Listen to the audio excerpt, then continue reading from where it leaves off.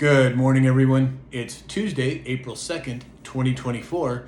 My name is Sam Shalhoub, and it's time for your daily dispatch. So first up today, a very interesting story. Now, there's an old movie, one of my favorite movies of all time, called The Hunt for Red October.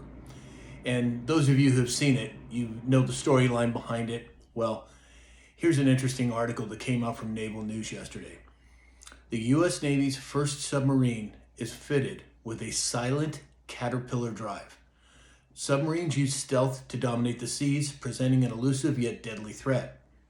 Now U.S. Navy submarines will take stealth to a new level. American submarines will now be fitted with magno hydrodynamic drives, the exact thing that was in the prototype in the Hunt for Red October movie. If you've not seen the movie, I would highly recommend it because I think there's more at play here than just this. But how many other science fiction movies are just precursors to science fact? Quite a few, in my opinion. Institutions like Bank of America are allocating Bitcoin ETFs in record numbers. The potential for $1 trillion to enter the Bitcoin market via institution allocation on these ETFs was recently highlighted by Mac Hogan, the CIO of crypto index fund Bitwise. There's more money pouring into crypto, and I know it goes up, it goes down, but if you look at the long term, it's always going up, in my opinion. This is not financial advice, this is just how I look at it. And again, my Bitcoin classes are live. Go to samshalhoub.com and you can schedule an appointment and I'll walk you through the process. Well, we all know what happened with the Vincent Keys Bridge in Maryland. Well, now we've got another bridge. The Oklahoma Bridge near the Kerr Lock and Dam was shut down after it was struck by a barge on Saturday. Oklahoma Highway Patrol responded to the incident and issued this statement. US 59 south of Sallisaw at Kerr Reservoir is completely shut down at this time due to a barge that has struck the bridge. They're diverting traffic and they're assessing the bridge. But is this going to be another attack vector for the nefarious people going after bridges? Well, it could very well be, but I'll certainly keep an eye on it. According to Zero Hedge, the Iranian embassy in Syria was targeted by a large Israeli airstrike in a major escalation.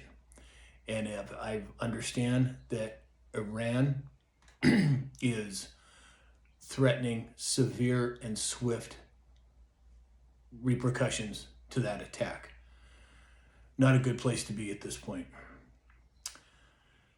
According to CNN, of all places, Donald Trump at this point is polling not only better than he did in 2020 among both Black and Hispanic voters, he's polling better than any Republican presidential nominee since the Civil Rights era.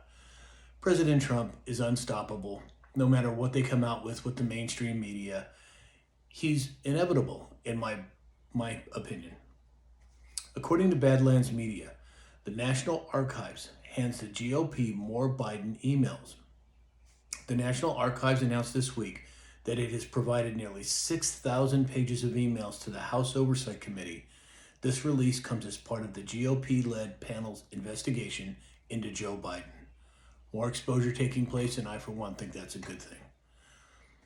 According to Zero Hedge, Biden's budget, the $1.2 trillion or $1.7 trillion, I forget what it is now, they're shelling out $320 million on border walls for Oman, Lebanon, Jordan, Egypt, and Tunisia.